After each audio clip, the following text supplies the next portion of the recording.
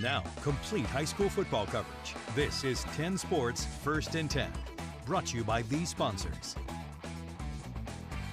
Welcome into the big show. It's First and 10. Eric Johnson here, ready to get you ready for an exciting night of high school football action. It's week 4, so it means just a little bit more, especially when you're going against your rivals. Lots of top-tier battles to bring you from the Star City, Hill City, and beyond. But first, here's some trivia for you. This college football assistant coach hails from Lynchburg and is in the Virginia Tech Sports Hall of Fame. He had a 7-year NFL career with the Baltimore Ravens. Ponder over that as we move throughout the night. Don't forget, follow us on X/Twitter for all your latest scores throughout the night at WSLS Scores, or head over to our First and 10 section on our website, click on schedule, then you want to click on the current week, and there it is, ladies and gentlemen, all the latest scores throughout the night. Which brings us to our game of the week, the latest edition of the Mayor's Cup. William Fleming at Patrick Henry, 2 of the top 5 teams in our latest 10-strong poll. Colonels catching fire as of late. Patriots, one of the more dominant teams in the land. Brooke Leonard was there and has more. Eric, there is nothing truly as a Roanoke City resident than watching these two teams play. It was an absolute packed house. And, of course, it started a little bit early. That's why I look a little suntan today. Nice. It's all right. The sun was beating down on us, just like the Fleming secondary early. Zion Knight with the pass breakup right there. So the Patriots will try on the ground. Demarion Purdue just taking people with him. He gets 7 on the board for PH late first quarter. Fleming defense still firing. Patriots in scoring position here, but Kamari Steelman says, nope, not today. Under a minute to go in the fourth. Here comes the workhorse, Purdue, punching it in for another score, 14-0 PH at half. Colonels get a little spark in the third. Jake Painter is sacked in the end zone for a Fleming safety. It's now 14-2. But they can't get the momentum going. The nail in the coffin coming here with an interception by Fred Callaway. The Mayor's Cup goes to Patrick Henry after 2 straight years at the Cliff, 14-2 over Fleming. A lot of grit on this team. You know, the defense has been great all year, and they held up and got stops. They gave up some yardage every once in a while, but we got stops when we needed to. We were able to run it and throw it, but the defense is phenomenal again. Us as a team, man, we're more than happy. We knew it was going to be a dogfight, but gladly we pulled out the win, and now we're focused on next week. Next week, Patrick Henry heads to Hidden Valley. Fleming goes on a bye, then to GW Danville. Eric? All right, thanks, Brooke. Another intriguing matchup with the Battle of Unbeaten's Glenvar at Northside. The first real test for both teams tonight marked just the second time ever the two schools have faced off. Out to North Roanoke County we go. Viking student section fired up, but it was Glenvar making all the noise early. Brody Doyot is going to go deep and hits Jace Forster in stride for the 48-yard gain. One play later, cause the eyes upon a Ranger. Oh, yeah, just Ranger Swanson. You get it, folks. 7-0 Highlanders lead. Glenvar back on offense. This time, Vikings defense steps up. Doyot pressured on 4th and long, and it forced a turnover on downs. Highlanders returned the favor. 4th and 1, Cooper Mullins, big tackle for the loss. Turnover on downs. In the second quarter, Doyot rolls right, hits Trey Doyot, and look at him get upfield all the way down to the 20-yard line. And on the same drive, it's Brody himself going to finish it off with a short touchdown run. Glenvar goes on to get the win in this one, 28-7. Lord Botetourt has looked untouchable all season. In 3 games, the Cavaliers have an average win margin of 26 points. Could Christiansburg spring a surprise on the road?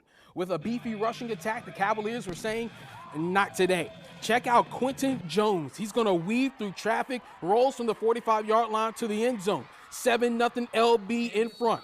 Second quarter, more Jones, this time from 5 yards out. No conversion, so it's a 13-0 score.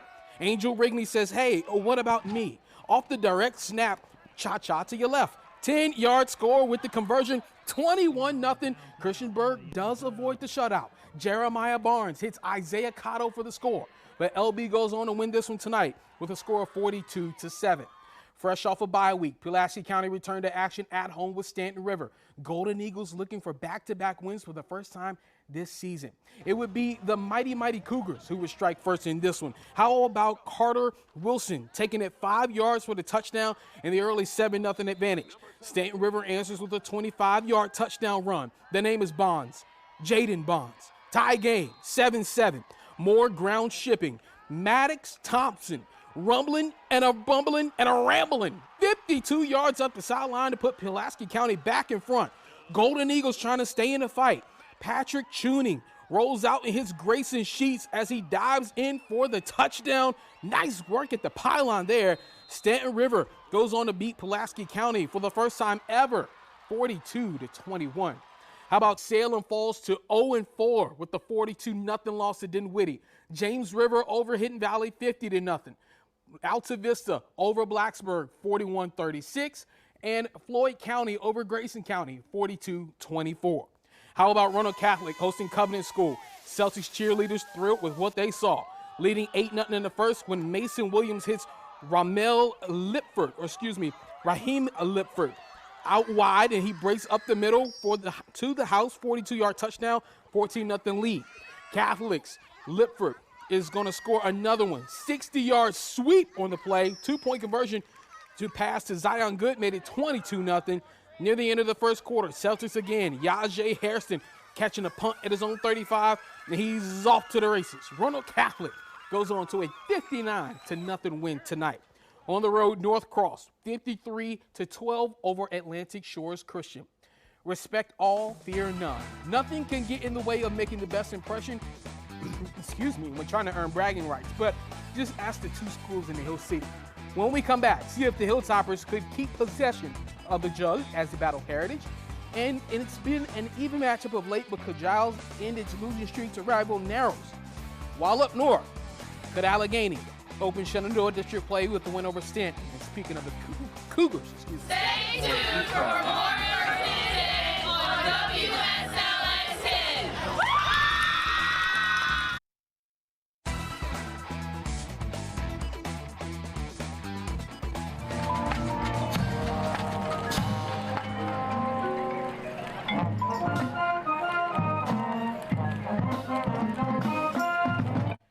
Welcome back. Alleghany put together an undefeated regular season in 2024, and by the looks of it, the Cougars are well on their way once again. But could new opponents from a new district offer some resistance? Well, we had fans of all ages on hand for this one. A future Cougar and dad taking in all the action as the game kicks off here. Alleghany on the goal line and a slide handoff to Carter Nicely. See bulldozes into the end zone to cap off a 17-play drive. 7-0 Alleghany rolling. Now Staunton knocking on the door. Leon Woodard fumbles as he lowers his shoulders. Refs do indeed confirm it. It's Alleghany ball, but not for long. On the next play, Des Jordan slings it to Colton Jones off his hands and into the arms of Zyleek Shepard. Pick six for Shepard as he fights into the end zone, and the game was tied at 7. Just before half, Jordan goes to the air once again to Sarge Persinger. And like a kid in the candy shop, he scores. Cougars squeak out the 22-21 victory at home. On the road, or I should say at home, Waynesboro over Rockbridge County 28-21. Well, we welcome back Brooke Leonard to the festivities as we move to our breakdown matchup of the night, of course. County rivals clash with Giles at Narrows, or I should say Narrows at Giles and Brooke. The Green Wave, they won the last 2 meetings. Eric, I have been reading the Bandana Express. Of course, This was about the 1980 Giles Spartans team. It really puts into perspective how big of a deal this rivalry is. Of course, it's always close. Last year, Narrows had to take it to overtime to get the win. So obviously this one is looking to be a good one. Let's head to Giles and look at the beautiful Paris Mountain in the sunset. I love it up there. All right, this is Jalen Miller with a quick rushing touchdown. Then he said, I'm not done. I'm going to go for 12 yards this time. It's 16-0 Giles. Antonio Wilcoxon finds Will Tickle, who goes over 2 defenders and comes down with the catch. Wow. Giles County gets within the 5-yard line, and Miller, who else? He's going to bounce it outside to the right for an 8-yard rushing touchdown this time. This is his 3rd of the first half. It's 24-0 Giles. Then Tickle picks off Narrows quarterback Parker Bryan, takes it 63 yards to the house. Oh my goodness, or at least almost to the house. He almost made it. Man, this score kind of surprised me. Giles wins 38-8. Obviously, bragging rights for the year in Giles County. All right, I can't thank my seniors, my team enough. They're the ones that did it. My coaching staff had a heck of a game plan. You know, these seniors, they've worked so hard. This team has worked so hard, and you could feel it kind of in the atmosphere. You know, they were ready, and hats off to Narrows. It doesn't matter. They always play us tough. Shout out first-year head coach Sam Wright. I know that win felt good. Okay, some scores. Bath County beating Tygarts Valley 53-22. Craig County with a win over Mount View 56-8. I promise we are coming, Craig County. We are coming to a game. Y'all have been killing it. Montcalm beating Eastmont 26-12. Of course, that was last night. And Perry McClure getting the win over Stonewall Jackson 37-6. Some more scores. Auburn beating Castlewood 54-16. Northwood beating Bland 42-14. And here's a couple more. Carroll County, big dub, 48-0 over Fort Chiswell. And George Wythe beating PH Glade Spring 42-7. All right, now let's go out East Brook. When we went to the Seminole District Media Day, Brad Bradley said that Heritage had this year's Jug Bowl circled on the calendar a few times, and I guess for a good reason as well. You know, he has told me that they would play this game in a parking lot on a Tuesday, all right? EC Glass has held the Jug since 2023, having won back-to-back matchups, and they're eager to get back in the win column. Yeah, you know, 2 tough losses has Jamar Lovelace's group ready to rumble. So let's get you out to the highlights of this one. The most famous Jug in Lynchburg sitting with EC Glass coming into tonight. We'll pick it up in the second half. Hilltoppers trying to get something going. Jaleel Holloway finds Jeffrey Barnes, and he has nothing but green grass in front of him. Cuts Heritage's lead to 21-6. Tonight, all Heritage, however. Aiden Slash airing it out to his number 1 guy, Dominique Jones. Go, DJ. That's my DJ. 28-6 Pioneers. Heritage scored by air. Here it scores by ground. David Bradley breaks through the line, gets away from a defender, and he's going to run the rest of the Glass defense. 35-6 Heritage. Special teams was absolutely dominant tonight as well. Raekwon Rucker came up with a block punt, found himself a treat in the end zone, and the Jug comes back to Heritage. 49-6 over EC Glass. Man, you know, we waited 2 years. You know, I've been here a long time. We 11-3 since I've been here, and 14 Jug Bowls. A lot of people doubt us. I think a lot of people in our own camp were starting to doubt us. But at the end of the day, these kids, we knew they had our back. That was our statement tonight. That was our mission statement. I got a great group here. As long as we stay together, we can be really, really good. And staying out east, Amherst County at LCA, the Bulldogs community honored the life and legacy of Cash Gaudia. The 19-year-old was shot in his driveway last year and died. Stands were packed full of orange, Cash's favorite color, and the first Student Spirit Leader Award was presented. As for the game itself, LCA starting fast, opening drive. Jaden Coward finds a lane and is gone 30 yards to pay dirt. 7-0 Bulldogs with all the bark. Next possession, facing 4th and short. Coward yet again is going to cash in. 14-0 LCA. We are still in the first quarter, and the defense had something to say. Austin Tremblay and Roman Aronson have a meeting at the quarterback and split a sack that forces 4th down, which would set up Henry Meyer and my. He takes the punt at the 45, makes a man miss, and he gone. LCA rolls to a win tonight, 50-14. How about Brookville all over Rustburg, 42-7. JF all over Liberty, 43-8.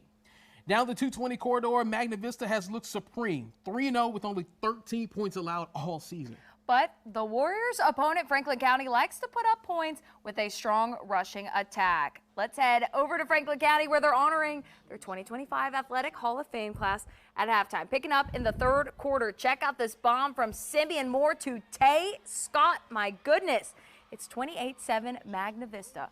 Franklin County responds with a Reed McIlvain touchdown.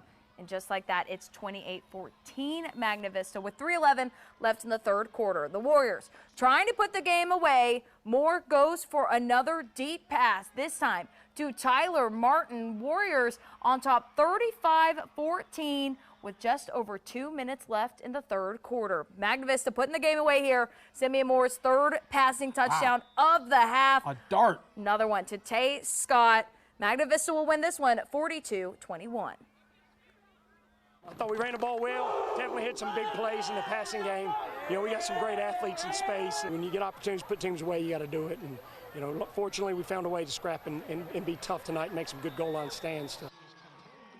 All All right, just down the road, two-time defending Region 3D champ William Byrd at Bassett. Bengals had the juice tonight. David Cook touchdown pass to Jay Sean Turner on the first play of the game, 7-0 Bassett. Byrd responds with the touchdown run on their next drive. That bad man, Jamez Toller, 7-7. Cook back in the kitchen, whips up a deep pass to Keelan Price Kent. That's looking like my banana bread on a Wednesday at work. Oh, yeah. Nice. 14-7 Bassett with 8:56 left in the first quarter.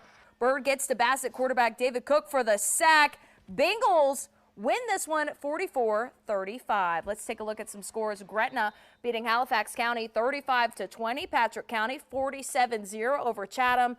Eastside beating Chilhowie 28-14, and Lebanon over Royal Retreat 64-26. More scores. Dan River beating Martinsville 28-22. Buckingham County getting the win over Appomattox. Randolph Henry beating William Campbell 47-6, and Nelson County beating Cumberland. Yeah, SMLCA falls short tonight to Northumberland 56-7. Quick college slate for tomorrow includes Virginia Tech hosting Wofford, VMI at Richmond, Battle of the Blue Ridge, JMU at Liberty, Stanford at UVA. And our trivia answer before we leave you tonight, the college football assistant originally from Lynchburg, who had a 7-year NFL career with the Ravens. Cornell Brown, of course, is currently at Eastern Michigan. Dug a little deep for that one. I like that one. Yeah, thanks to all the coaches, players, and, of course, you, the fans. We'll see you next Friday for Week 5.